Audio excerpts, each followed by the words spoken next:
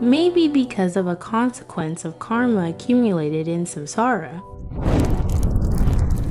That innocent elephant suffers and dies in the middle of a fire. As one pays off a karma, this samsara in which another accumulates karma is very dangerous. In the past, when monks were traveling, a pile of straw was burning. As a crow flew near it, due to a flame that arose from the pile of straw, the crow caught fire, suffered greatly, and died. The venerable monks, who were surprised by this, told this to the Supreme Buddha. The Supreme Buddha preached about the crow's past in this manner.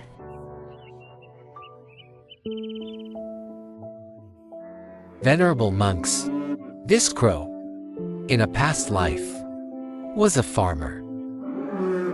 Amongst his cattle, there was a bull who he was very angry with, as it was lazy to till the land. During a time the bull was sleeping after a meal. He put straw on the bull's body, lit it on fire and killed the bull. As a consequence of that karma, he suffered many years in hell.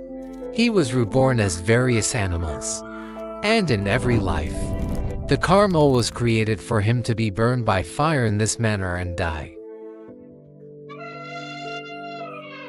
We never have the right to harm any animal's life.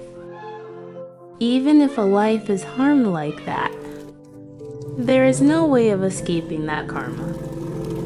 As someone pays off their karma, this samsara, in which where another person accumulates it, is extremely terrifying. Therefore, we must show kindness to all animals. We must give their lives value until we escape this terrifying samsara. May we not have the friendship of unwholesome people, and may we always meet wholesome friends who explain the consequences of karma and guide our lives towards the wholesome path.